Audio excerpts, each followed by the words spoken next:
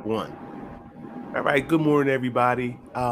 This is the Wallace Way podcast, and we are blessed to have such a powerful, important, free thinking, just a awesome Twitter follower. Sorry, Twitter feed, and just a great guy.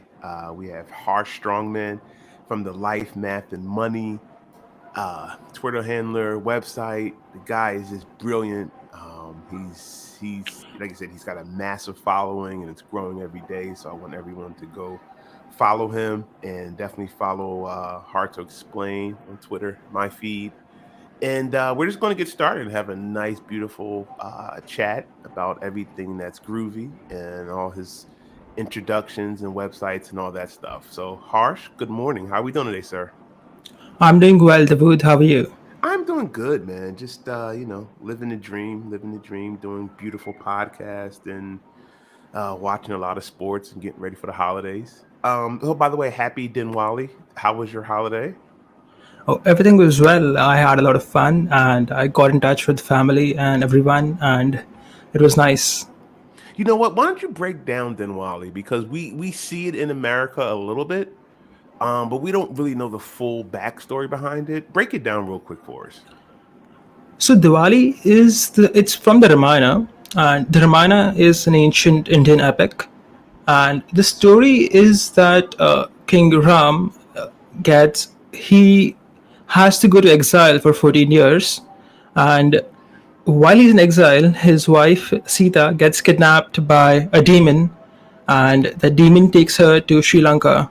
Sri Lanka is another country; it's south of India. So King Ram rescues his wife and kills Ravan, and then he goes back to his kingdom.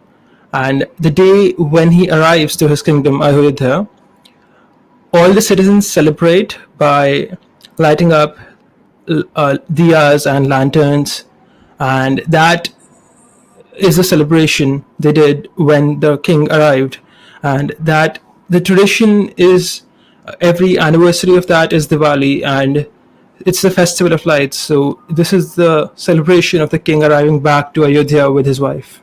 Okay, awesome. So trying to compare it to something in the states that we would have. So is it more like a Christmas type event? No, I think Christmas. I'm not exactly sure what Christmas is. I've heard it's about Santa Claus, so I don't want to make a comparison.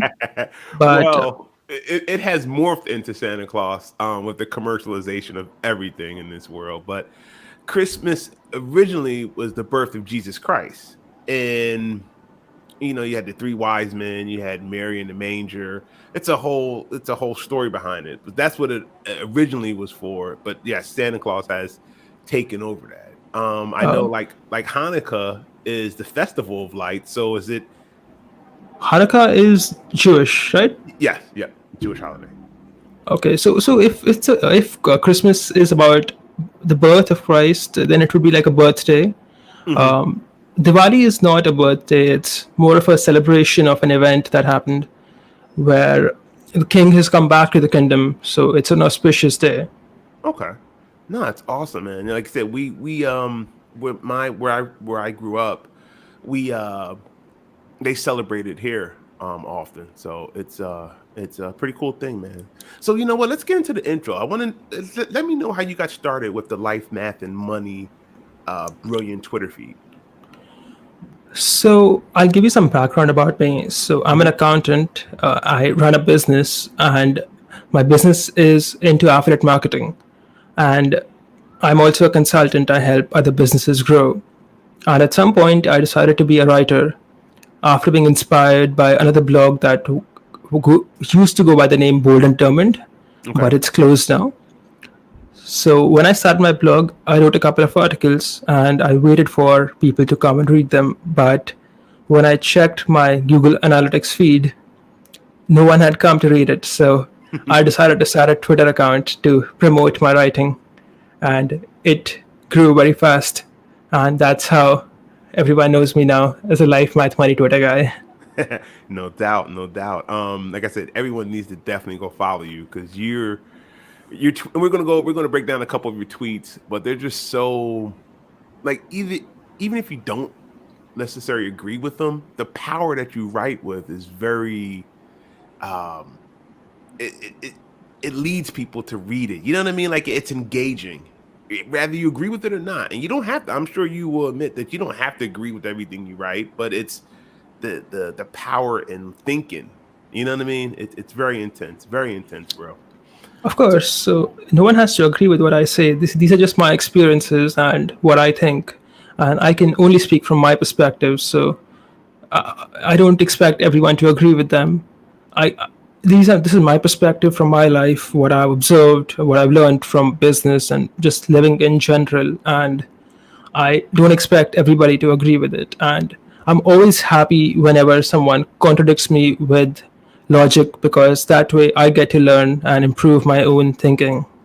that's and that's a powerful way of looking at it. In 2020, I call it the year of no context because it's so divisive, so polarizing. Like either one way or the other. And what happens is if you're one way, you can't even listen to the other. You know what I mean? Like because you have such a wall built up that your side and your way of thinking is the best side, and God forbid no one else can teach me or learn from it. And that's a really sad state. And that's a lot of times what social media does, if that makes sense. But we're going to go into one of your tweets about social media. So it's interesting. Well, it's kind of like it's tribalism basically. So if you take since your audience is American, let's take the example of Donald Trump and Joe Biden. Okay. There are people on the side of Trump and there are people on the side of Joe Biden, and if you give them an issue, they will not analyze the issue, but they will first think whose side supports it. And if you are anti-Trump and the Trump side supports it, then you, out of your tribalism, will speak against it regardless of the point's merits. And likewise, if you are anti-Biden, if there's something that's been promoted by the Biden campaign and you're pro-Trump, you're gonna hate it and you're gonna oppose it regardless of its merits.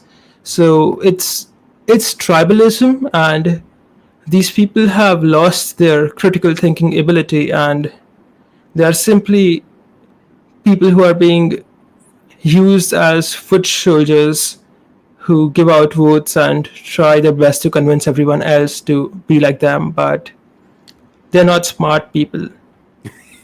And that's a great way of putting it. Foot soldiers. Like it's. I mean, man, it is so. It's. I look. It's very corny to me. It's very corny and arrogant to really think that my way is the only way, and I can't learn from someone else's perspective. And I don't know if it's always been like that. Maybe it was, and maybe social media kind of magnified that. I really don't know, but it's To an just. extent, I would say it's always been like that, Mhm, but mhm. I think we have entered the age where there's a lot of people who stop growing after their teenage years. So Yes, a yes. 30-year-old guy can have the mindset of a 17-year-old. And I think that's where a lot of this narcissistic entitlement comes from, where it's either my way or the highway. Dude, And that is. I'm sorry to cut you off, but that is so deep because I was talking to my buddy the other day, and I was saying like at 25, I said at 25, you saying younger, but I said like at 25, you have so many people who just don't like grow or learn or read or like even stretch their mind. I mean, maybe they're in their careers, maybe they have their families, and they just like put their head down and just drone away. Like there's no other thought patterns going on there. And is that from schooling or how is that society? Like how do we address that situation or fix it in a way? well, it's more complicated than just schooling and society. I think when you grew up in a very polarized environment, especially say you interact too much with social media when you are very young, you develop a certain way of communicating or a certain way of thinking where you either agree with something completely or you completely disagree with something, and you are either on one side or you are on the other side, and the other side is seen as an enemy to be destroyed. And since our teachers right now in our schools are not the smartest people who can themselves think very critically, and people's parents are too busy to teach them how to do it, because the economic situation says that usually they're not around to teach the kid how to entertain two ideas without accepting either, or entertain even one idea without accepting it, or believe in contradictory ideas. We've come to a point where people have lost the ability to think beyond what they hear on TV or what is said to them by someone in authority. So when you were say 8 years old, and your mother said something and it was complete nonsense. Okay, if your mom said 5 plus 5 equals 13, you might have believed it, because at that age you don't have the ability to think very deeply, but you do believe in authority. And I think a lot of people never get over that nowadays. No, you're right, and it's just interesting, bro. It is so interesting. And I don't know. You don't want to riff off it and get off track with it, but it's just an interesting point in society right now, where literally there's no context in nothing. Your side is better than mine, or your side is dumber than mine, or this or that, and it's just it's fascinating. But let's move on to some more different things. When I first got introduced to your greatness was through your work from home article, and that's definitely one of the. I read it and I couldn't put it down. I had to pass it on to everyone I knew, because deep in this pandemic, where the world is changing literally, like every moment is changing around us, and it's changing what we do and what we're going to do in the future. And your thoughts from working from home article was just hit at the right time. What led you to crafting that article? Since I am a consultant, I end up working with a lot of other businesses, and I also have my own affiliate marketing business. And I've just observed as a trend where after the virus situation took over, it's not viable for people to have physical offices anymore. Okay. And we've also entered a world where we have extremely fast internet connections available. They're very cheap now. We didn't have this earlier. And we also have a generation of employees who is good with computers. And when you put it all together, you have a work from home model where you don't have to come to office every day. You can just do your work from home. Instead of having like a large building or like a big office, the company can have a small office and save money. And since you are working from home, the company can hire you from wherever you are. So if you are in, say, Delhi, a company in Bangalore can hire you. You don't have to move to Bangalore. You can just be at your home and work there. So from an employee's perspective, it's good because he can now work throughout the world. So a guy living in India can now work for a foreign US company and make US money, which is worth a lot here. Likewise, companies that are in India can hire from rural places or they don't have to hire from their own city, and that's pretty good for them as well because they have access to a bigger talent pool. Yeah, no, that makes total sense. And let me ask you this: was COVID an accelerator? I like to think of it as an accelerator. That a lot of these quirks and issues that we seeing now were going to happen eventually, but with this virus, everything's kind of like sped up to warp 9. Do you see it that way? Like, were these things going to happen eventually? Absolutely. So if you take work from home, it was already happening. Yeah. If you take the big four corporate firms, the accounting firms. It was happening there. They were hiring people to work from home. I know quite a few other companies that were doing the same thing. It's just that this made it happen much faster than it would have otherwise. And COVID has made everything much more. So, for example, if you take restaurants, some restaurants were doing well, but restaurants as an industry were moving to the home delivery through Zomato and Swiggy and all these other apps sort of situation. And I think this just made it happen much faster. And every other change that the virus has brought is almost always a change that was already taking place, but it made it happen in an instant, like poof. Right. No, it's definitely a On a broad level, it's like it's the internet versus physical. And if you just disable physical for a while, then the internet wins the competition. yeah, the internet is definitely a game changer. One thing though, I'm not a fan of, even with the whole powerful internet and Zoom and Google Classroom and all that stuff. I still like learning in person. Like I don't know how your schooling was, but the interaction between teachers and students, it's powerful. It's powerful, and when I see a lot of my family members, nieces and nephews doing homeschooling, I'm wondering what are they really getting from this? If that makes sense. Like, what do you think a 10-year-old kid, an 8-year-old kid, is getting from Zoom teaching? I don't think teaching a kid that young online is a good idea because you need to be there in person to teach him to be curious about things. And I don't think that's possible to be done via the internet. I think after a certain age, say 15, 16, I think online teaching is a good idea. But before that, I don't think so because a kid needs personal attention.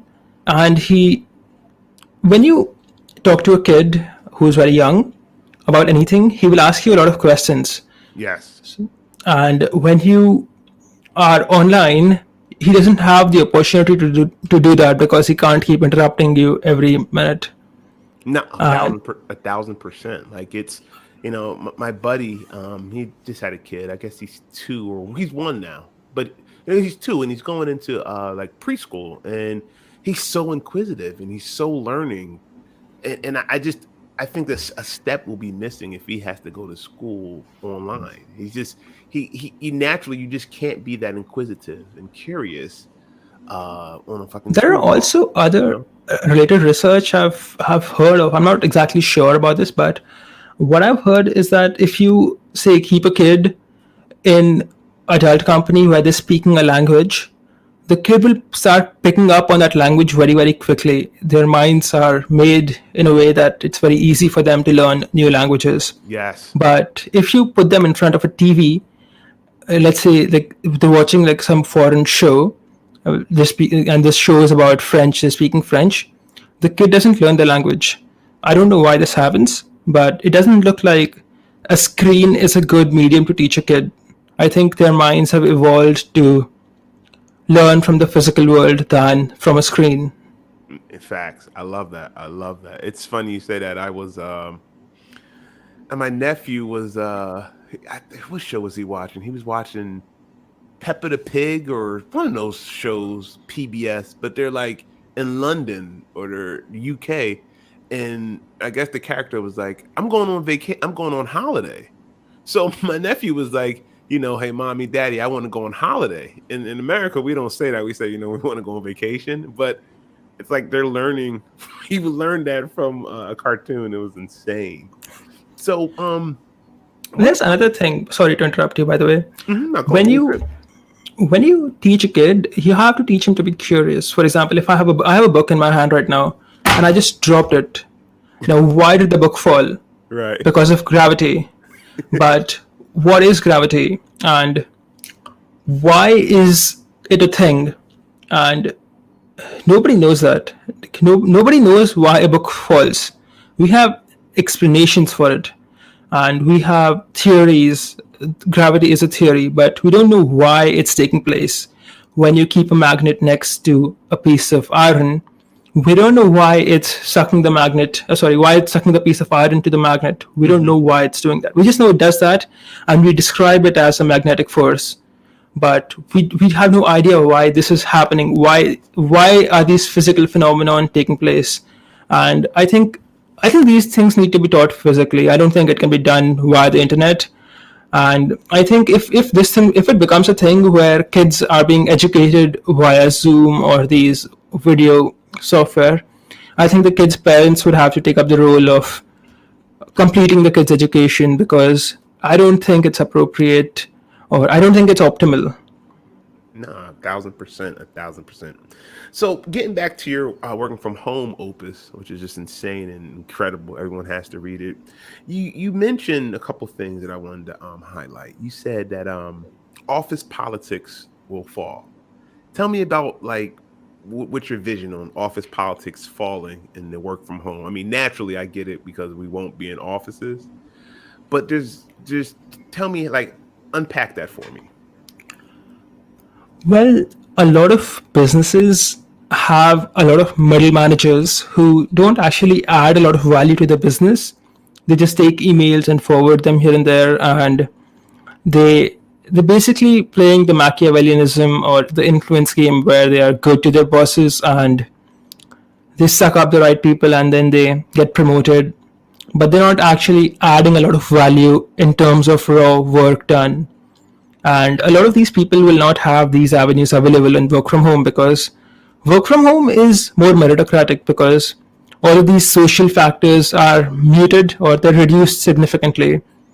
And then by definition, it follows that we will have less workplace politics, because there are less places to engage in workplace politics.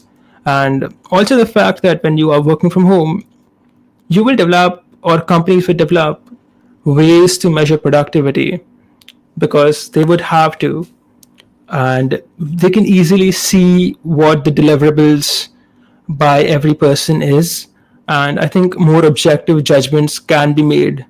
So a lot of people who used to hide behind, say, quote unquote, in a team, or they were just coordinating things, I don't think they will have jobs left eventually, because right now these guys are still employed, many of them, and they're trying to stay relevant. But companies will eventually figure this out. They're not dumb.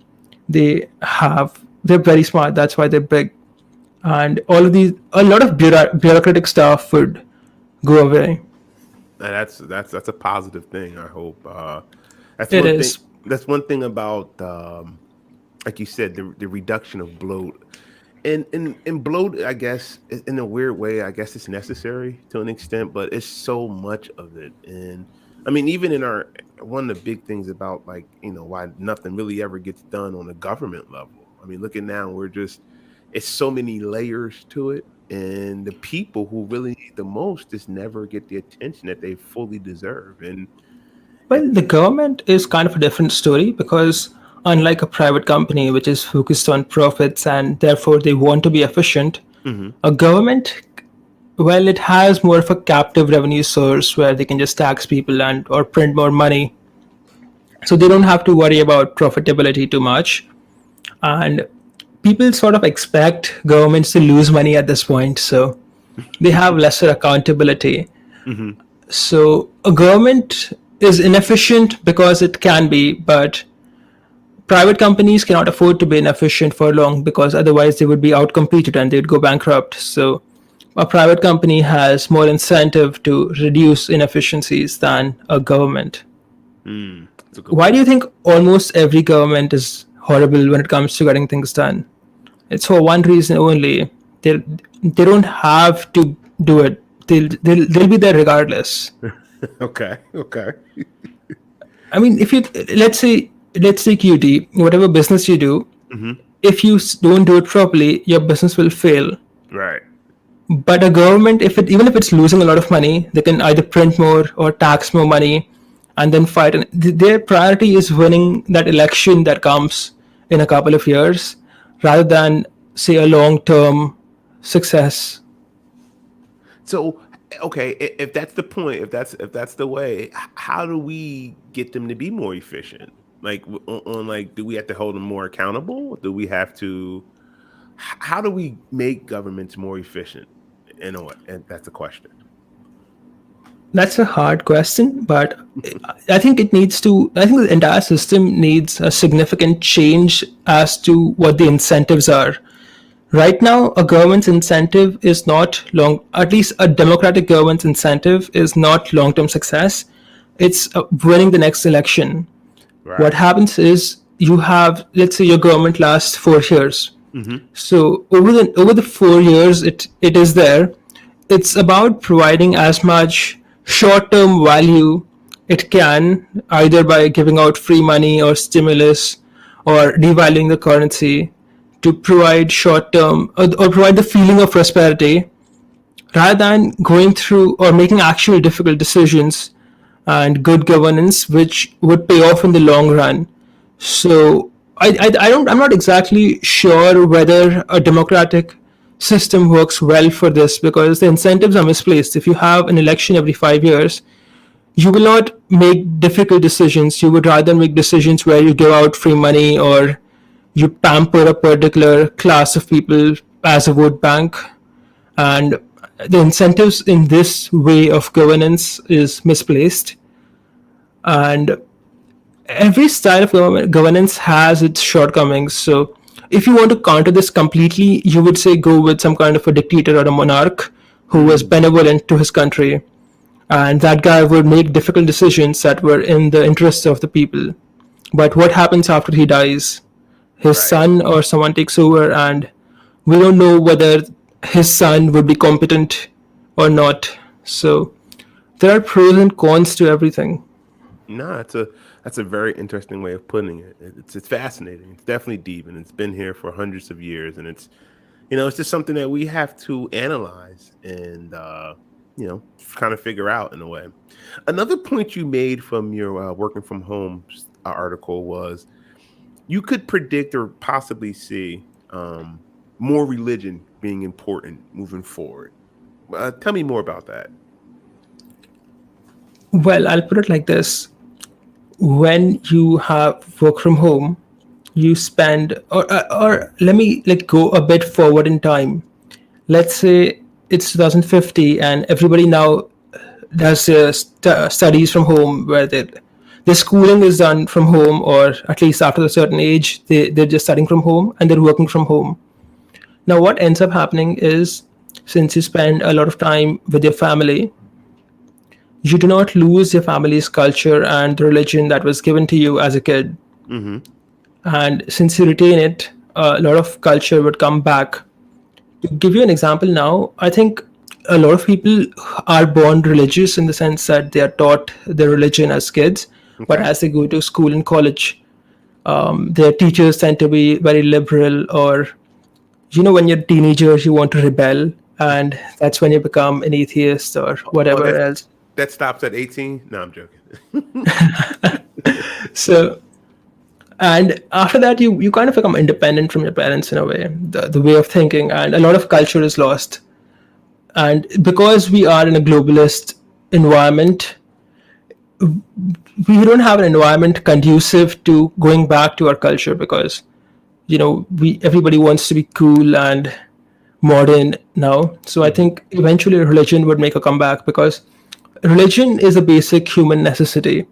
And I don't mean that in a very militant way, but people have a need to believe in something. And if they don't, they will eventually end up creating pseudo religions like veganism and either extreme devotion to a politician or something like that, Okay. Okay. which is what you have going on in your country right now. Okay. Okay. I like Extreme hate or extreme devotion.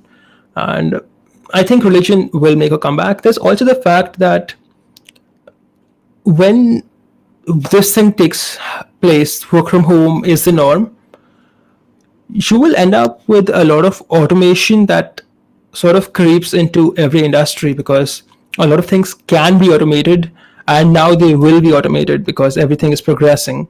And a lot of people who are in the middle IQ segments, say 100 to 120 or 90 to 120, these guys will have trouble finding very good jobs, especially the lower half. 50% of the population is below 100 in IQ, Wow. and the because the average is 100, so by definition 50% is below 100. And these guys are going to have trouble being alive or finding like a decent life unless it was given to them via a UBI or some free handout was given to them. Over the next 20 years, the economy is going to evolve significantly, and I think these people will have a lot of trouble finding a job that gives them status because everything is being automated. They're not useful anymore. There's nothing they can do to add value to a company now. Not now. I mean, like, see, eventually it's going to reduce significantly, and when hard times come, people resort to religion, and that's another factor why I think religion will make a comeback.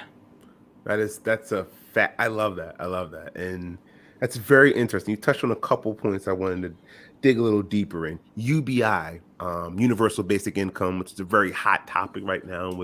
We had Mr. Yang. He was a presidential hopeful, very sharp guy. I would love to interview him if he's listening. Please listen. So what's your take on UBI? I don't think it's possible because if you take the population of the US, for example, it's about 300 million, is it? 300. Yeah, 300. I want to say 300 plus, but no, I think it's 350, right? It's okay, about 300. So it's about 300. Let's say 300. And if you give them $1,000 a month, is $1,000 is that what he promised? I don't know what's the amount. I want to say it was it 600 weekly, something like that. Let's just say 1,000. That's fine. Okay, for the sake of calculations, let's say $1,000 a month for 300 million people. Right. Now, if you do the math, that's $300 billion. Unless I did it wrong, let me just do the multiplication. It's 300 billion. I'm too sleepy. But you can also, like, I mean, let's say probably half of that is kids or people. You know what I mean? Like people who won't necessarily get it. So let's just say. Well, the thing is that when you keep pumping so much money every month into the economy, eventually your currency doesn't have any value left. Okay. Because there's a certain amount what you can put in the. Let's say there's a cake, okay, and the cake is growing by a slow amount every year. And now if you piece the cake up into two parts, you have half cake and half cake. But if you piece it up into 1,000,000 parts and then you keep adding more and more parts together, the worth of each part keeps shrinking. Yeah. So basically you're hyperinflating your currency when you print so much. No, that makes sense. It's almost like the law of diminishing returns at that point. But I mean, not exactly the law of diminishing return. What I would say is that if you print too much money, you would eventually end up with the currency being worthless, and you've defeated the purpose of UBI, which was to give everybody a comfortable life by making them all destitute, because now any money they have is worthless, so they are all broke. So in a sense, you're saying that there has to be have and have-nots in a society for it to thrive? Yes. See, that's such a controversial type of take. You know what I mean? Because... Well, it's not exactly controversial, though, because people add different amounts of value, and therefore they deserve different amounts of wealth. For example, I have a friend who does nothing. His family is rich. Okay. And he does nothing. He just sits at home and watches TV. He has some rent money coming in from his ancestral property, but he does nothing. Okay. And then I know guys who work hard and they have a lot of money. And I know guys who work hard, but the thing they do doesn't pay that much. Now, what ends up happening over the long run is that the guy who doesn't do any work, but his family was rich, will eventually lose that money because he's still spending money, but he's not making more money. So that will even out. And the guy who's working hard on things that are adding a lot of value he makes money. And the guy who's working hard but he isn't adding so much value, well, he survives. He doesn't make a lot of money, but he survives. So I Mm. think over time, this system of capitalism adjusts itself. Are you getting me? No, I totally get it. I've read that before and I've seen that. I just think it's and Uh, you know and when you take something like communism or any attempt to make things equal, mhm. what ends up happening is you take from people who have worked and added a lot of value and you give it to people who haven't. So let's take you for example, D. Mhm. Let's say you have a big business and you are employing a lot of people and you're adding a lot of value to the world. Okay. And let's take your friend who does nothing and he's just playing video games all day and he's broke. Okay. Now, in the name of equality, it's not right that your money is taken and given to him simply because you are rich and he's not. Because you've added value or your family has added value, which is why you have this wealth. And it is not the case with him. He has wasted his time and he has nothing to show for it. And it's fair. What would happen if we were to start taking your money and giving it to him? So let's say the rule was that it has to be equal regardless of whatever value you add. Okay. What you would do, Wallace, is that you would also stop working and you would start playing video games. Sure, sure. Yeah, Grand Theft Auto. It's my shit. I love it. I mean, people don't want to work for other people, or people don't want to have their wealth taken away and given to people who didn't work for it, because that is not fair. And people don't want to get into unfair deals. But you know what though? See, now, like I said, in America, it's kind of unique in a way because what happens is people frame that argument of people don't want to work, people don't want to work hard to give money to other people. But see, they frame that in a very racial way in America, and even Ronald Reagan said something about the welfare queens, and he was insinuating that African Americans that were on welfare didn't want to work. But in the reality of it is it's way more uh, Caucasian people on welfare than African Americans. So, but he was framing it in a racial way, and that's sort of the way this country has always kind of done the racial inequalities and economic challenges. So I don't know. It's kind I'm of not exactly familiar with the whole racial aspect of it because oh I'm not from that culture. But yeah, I bro, think we a don't lot have of it. time to get into it because it'll take years. Well, I think the thing is that no, when you have a history that involves a lot of violence between two groups, Hmm. and now you're past the violence, a lot of tribalism still remains, and politicians will always exploit that to Mm. get their way. Because if if you have a politician who is very he promotes a particular group over the other, the group he's promoting will vote for him, especially if that group is a minority.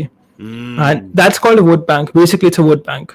So in a democratic system, what's happening is you have your politicians trying to create a discord, or like they basically trying to get you. It's divide and conquer. They're dividing you, and then they're getting votes out of one group and keeping themselves on top.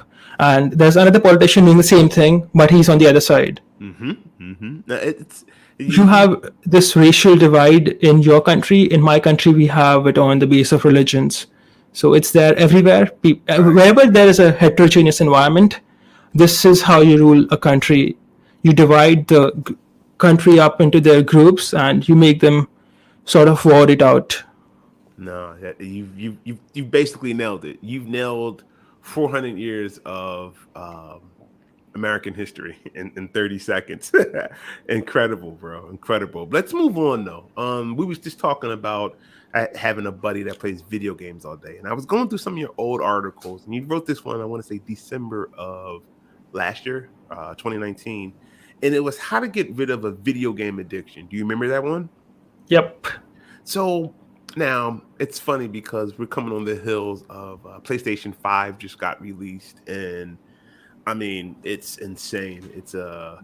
the thing sold out in like 2 hours, and I got buddies, friends, Twitter followers that are like stalking Walmart pages and eBay, and some are paying up to like a $1,200 for a system that retails at like what, $499, I think. So it's Damn. insane.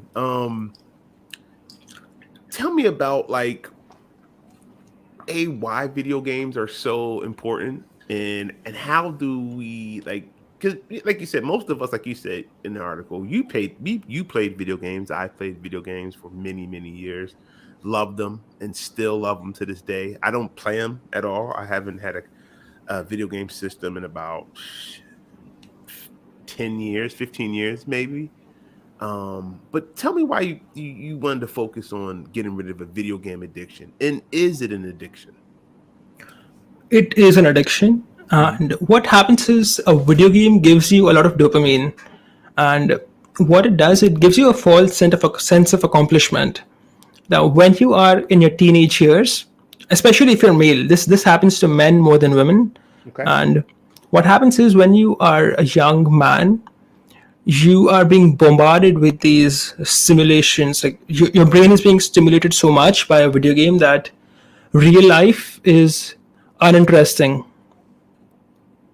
So it's young men have this craving for adventure in a way, and this hacks into that craving, and it also gives them the feeling that they've done something big, and it also gives them the feeling where they've completed a mission. When they complete a video game, they feel that they've accomplished some mission in their life and now they can move on to something else. Mm. So it has this weird mimicking of real life achievements or a real life progression, and it wastes your time because no matter how many Pokemon cards you win, or what's a game? Pokemon Emerald. The last games I played were, I think, Game Boy or something. Okay. So we have Pokemon Fire Red, and no matter what level Pokemon you have right now, you don't have anything in the real world. It's fake currency, man. It's not real, and I think it's a big ass waste of time. And these people need to stop. And I know because I've been there. When I was a kid, I loved video games. The last time I played a video game was when I was 16. So No, and it's funny because I have a couple buddies that play video games, and these guys are quite successful with families, businesses, jobs, and they still carve out an hour or hours to play video games. Like it's part of their daily routine, and it's not I'm not particularly judging anyone on anything, because whatever you like, but it's just an interesting thing to see, someone 40, 50 years old carving out a part of their day well, the to point play is video not games. that you can't be successful if you play video games. The point is that you're wasting a productive time on something that has no value. Mm. So if these guys who have families and they have a successful job or whatever, and they carve out a couple hours a day to play video games, could have been more successful if they did not have this addiction in their life.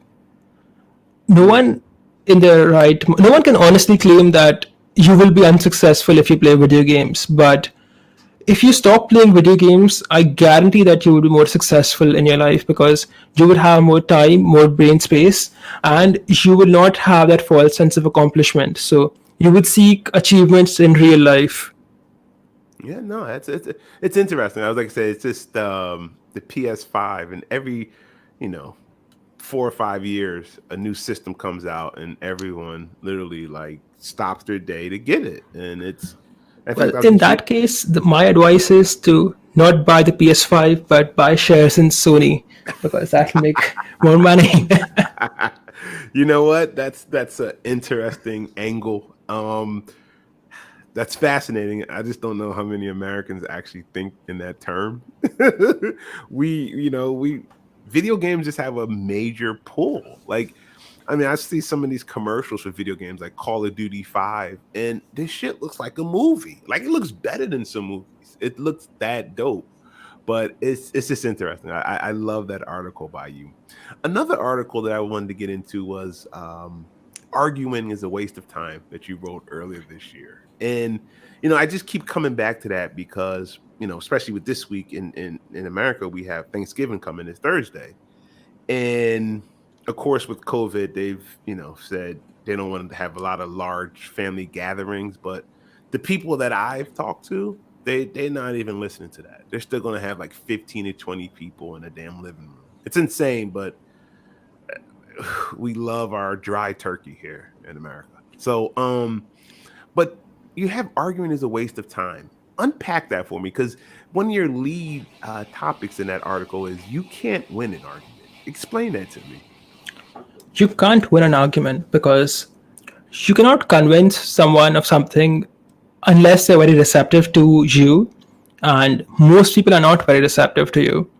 For example, I'll give you an example which you can relate to right now. Okay. If you have a Trump supporter and you try telling him that Biden is good, he is not going to agree with you, and vice versa. But what you've done now is that you've told him that you're on the other side. So first of all, there's no way you can convince him, but you've also burned the relationship. So that's what happens in a lot of arguments. You cannot convince them because they've already made up their minds, and now you burn the relationship. And even if you do manage to say win via facts, or like let's say you convince them about something that is true, they will feel less that you've done them a favor by improving their way of thinking, but they would feel that you've beat them now, and they will resent you for it. Yeah. So there's no point arguing because you're not going to get anything out of it, and you only have something to lose and you have nothing to gain. No, that's a brilliant way of putting it.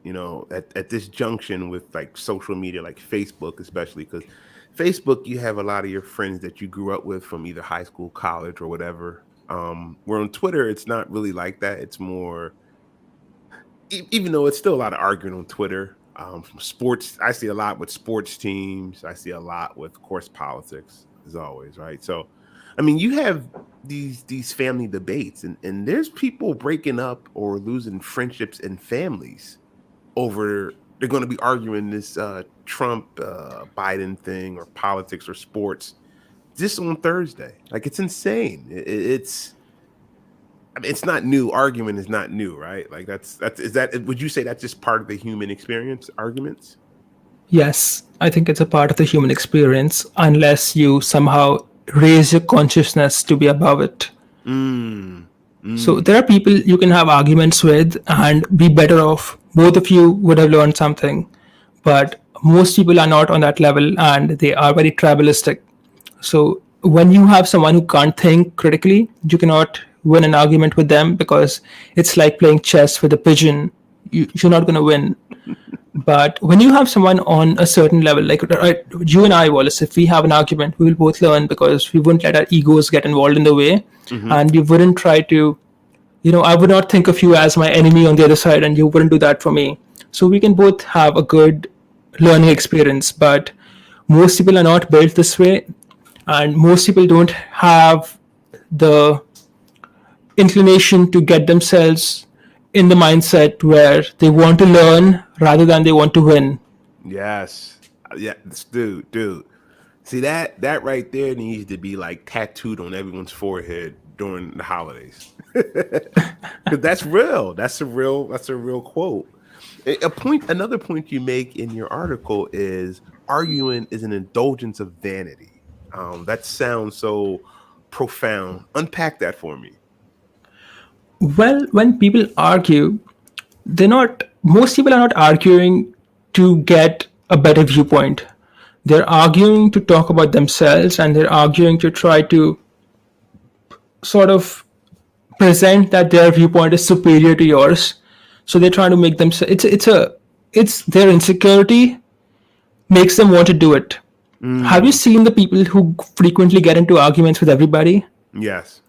It's because they're very insecure. They can't keep their opinions within themselves, and they want to sort of socially dominate everybody, but they're also not very socially smart that they're able to do it without pissing off everyone or burning people left and right.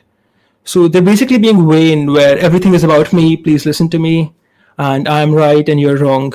And that's a teenage thing basically. And I think a lot of people never get over it.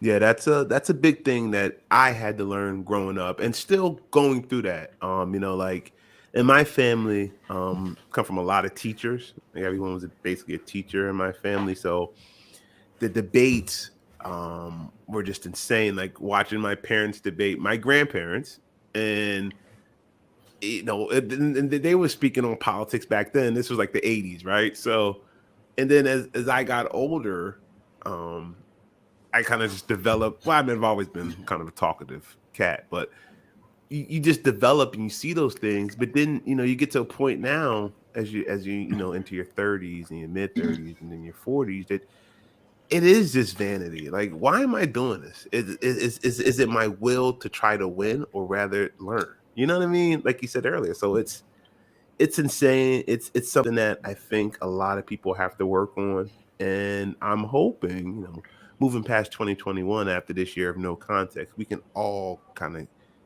get better at not arguing so much and actually listening to each other and learning from each other, because that's a great way to learn from each other. There's something interesting you can observe about this on social media, Mm-hmm. where you're not talking to people, but you're talking at people. Yes. And Yes. that's what arguing in real life is about. You're not communicating with people, you're communicating at them. You're like, this is what I think. Here, take it. No, that's it. I mean, even when you break it down on a pure level of um, a tweet, you're adding somebody, right? Like you're literally adding them. You're adding. You're talking at somebody. It's insane. It's really fascinating. But that like you said, we definitely for the holidays, you should repost that article, because people are going to need that this Thursday. They are. It's. I mean, especially after this election and all this stuff that popped off, people are on edge and they are ready to argue, and they are ready to mess up family relationships, friendships, your buddy, your boy that you've been y'all been cool since middle school. Now you're really ready to lose that in an argument, and it's insane. But we'll see how it goes. So I wanted to actually go over a couple of your tweets, because I find your tweets to be fascinating and interesting. So I wanted to unpack a few and tell me your thoughts on them. So this is from, I want to say, today or late last night. You says you can get more useful knowledge from 2 years of self-study from books and the internet at home than paying 100,000 for spending 4 years at some university. Unless you are studying law or medicine or something, the paper that you call a degree is worthless unless each year. Tell me more about that. Well, let's go 100 years back. Okay. 100 years ago, to get into university, you had to be an exceptional student. Mm-hmm. And once you're accepted into university, it was a big thing. Very few people got accepted. And if you graduate from university, you would do well in your life. You would be paid well and you would be knowledgeable compared to the average person. Now we have the internet where everybody has access to a lot of knowledge. And we are also in a time where that monopoly universities had over knowledge is gone, but they are still people who have that ability to credential you. So they're basically selling credentials right now. If you go to university, if you pay them the fee, they will take you in. Almost everybody who tries to go to college gets in, if not one college and the other. So Mm-hmm. Mm-hmm. going to college is not a big deal anymore.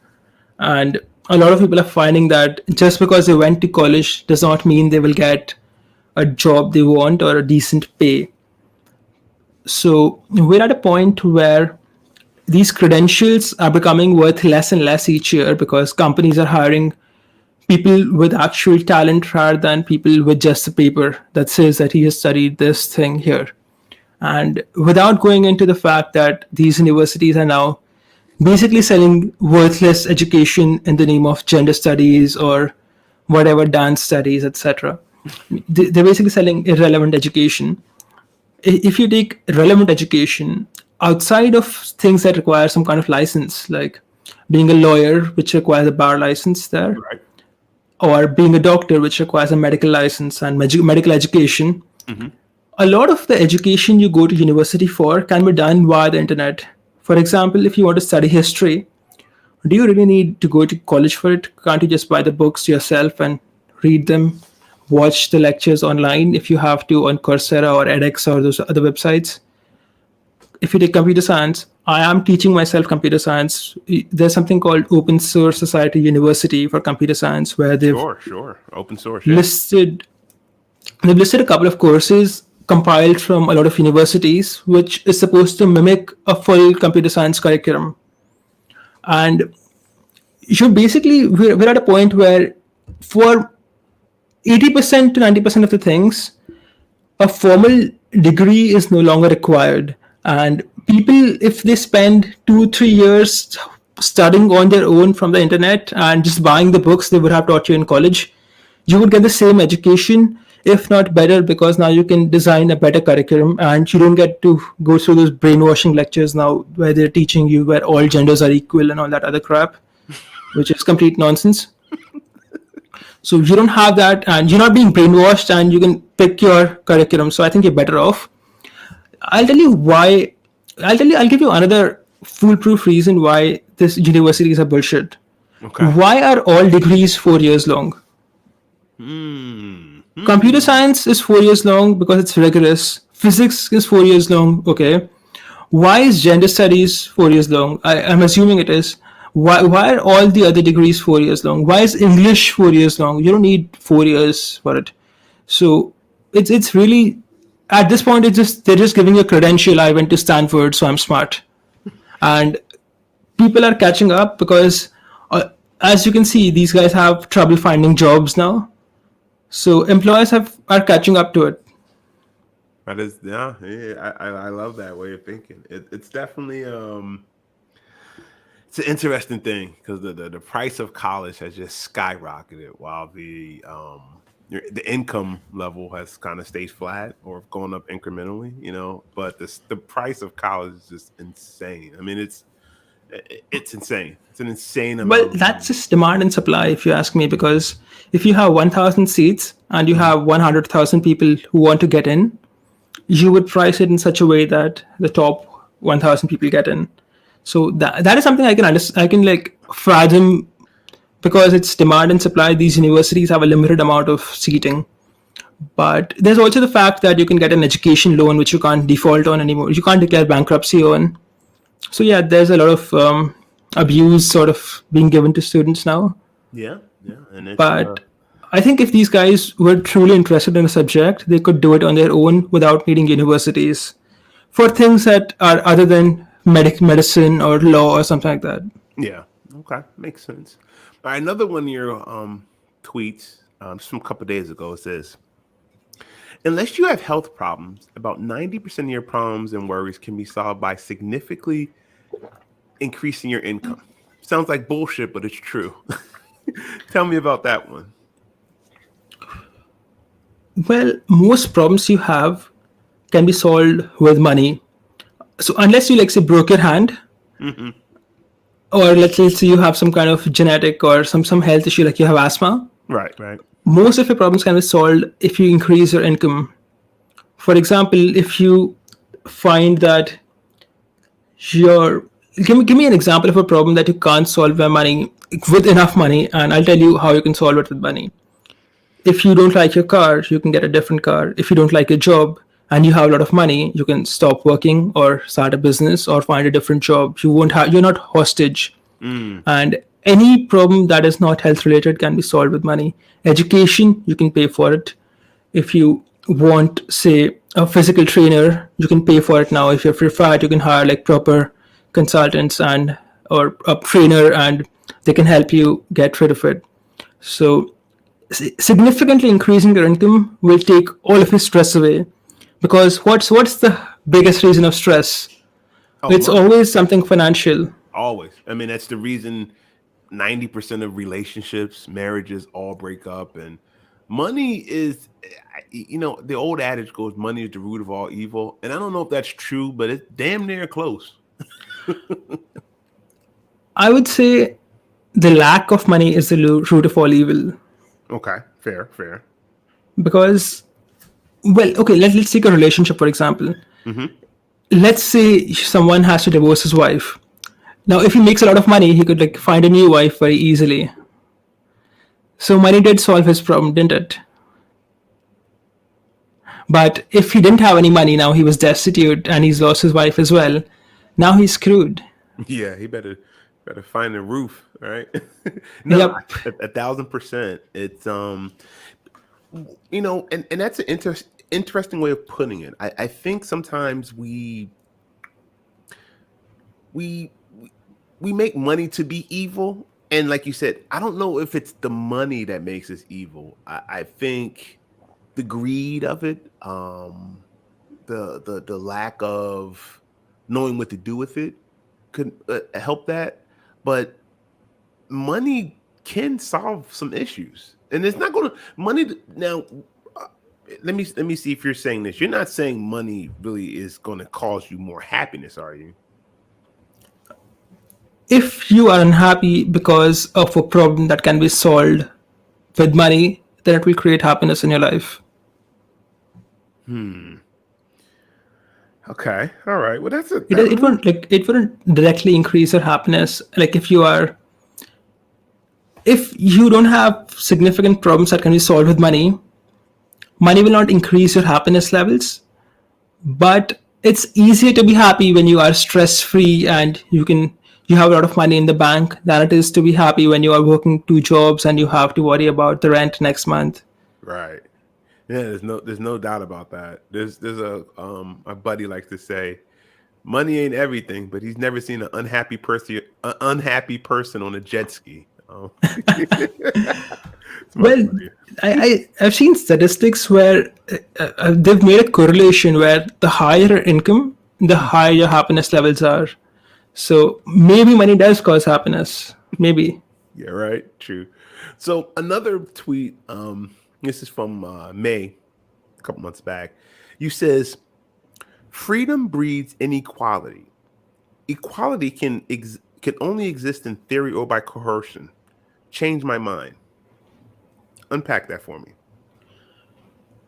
Freedom Okay. breeds inequality. Freedom breeds inequality basically means that if you're free to do what you want, Mm-hmm. or you're free to make your own choices, you will end up with different results. For example, Wallace D, you're now working hard, right? You're reaching out to people, you're making podcasts. Mm-hmm. You will be successful eventually. And your friends who sit at home, watch TV, and work, say, an easy job that they don't add a lot of value to, they will not be as successful. And you will end up at a situation where you are doing much better in life than them. And that is simply possible because both of you had the choices to do what you want, and your choices got you better results than his choices did. So any situation where everyone is free to do what they want, the people who are creating value and working hard and basically focusing on their lives would end up with more wealth, more health, and just better results in general from the people who are just enjoying themselves and consuming value and watching TV, wasting their time. So inequality would always exist in an environment where everyone is free to do what they want. Now, if you want to take away inequality, what do? You either force them. Okay, you both have to do the same thing. So this guy has a gunpoint on his head. He's also making podcasts now, and he's being forced to do it. Mm-hmm. Or you take money from you. We take money or whatever from you and give it to him, which has to happen by force. So you can either have equal opportunity or equal outcomes. You cannot have both.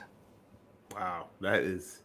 See that the way you framed it, it doesn't get framed like that. We don't grow up with that mindset. We grow up with everyone's free and happy, and every day is sunny. Like it's, and I don't want to sound myopic when saying that, but there's got to be some type of balance, if you will.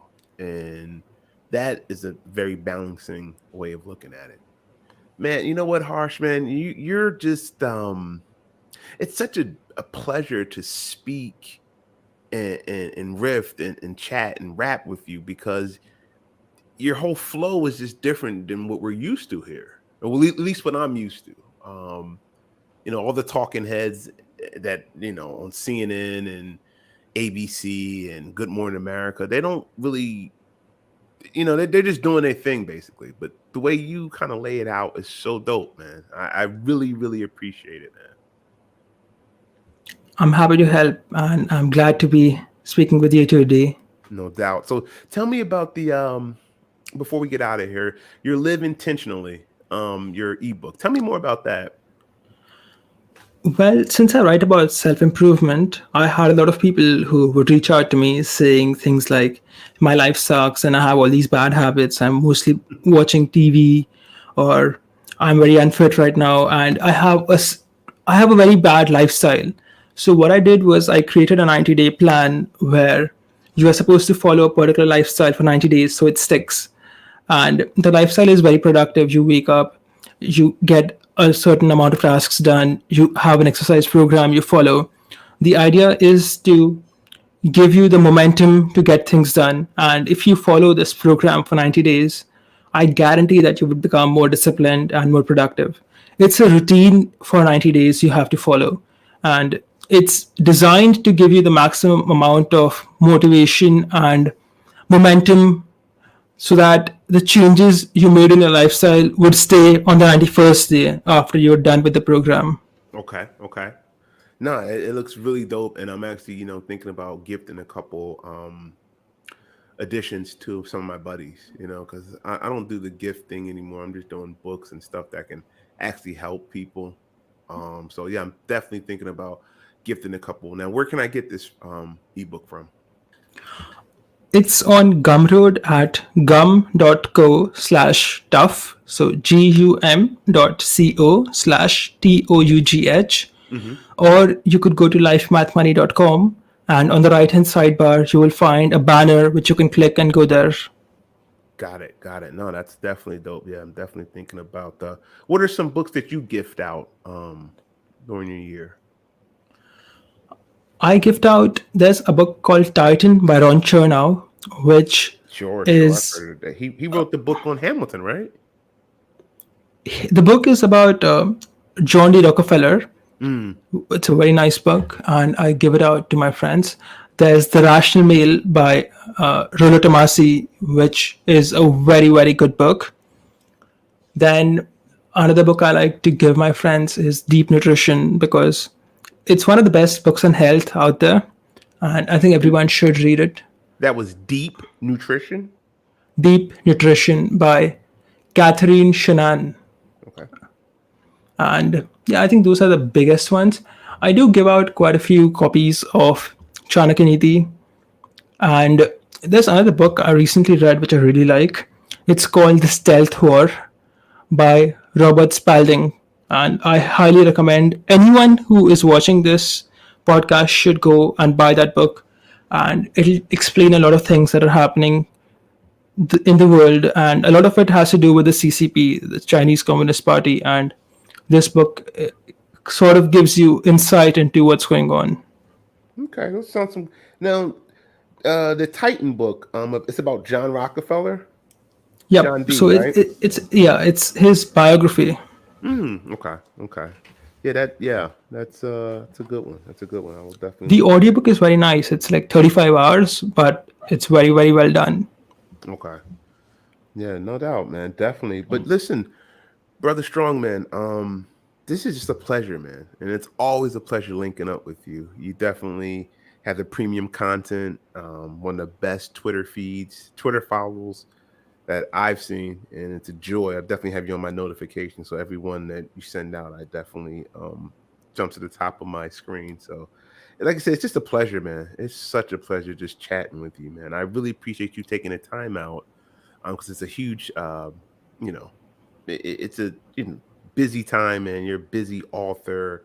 You're just killing it with content. So thank you for taking the time out to chat with us today. Likewise, D, I'm glad I could be of use to you. And then next time we chat, we're going to definitely send you some hip hop, so you can definitely start jamming in some hip hop, and you're going to love it. I'm telling you, bro, you're going to love it.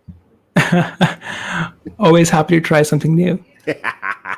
No doubt. All right, brother. It's been a pleasure. I will definitely chat with you again, and thank you again, man. All right. Goodbye, D.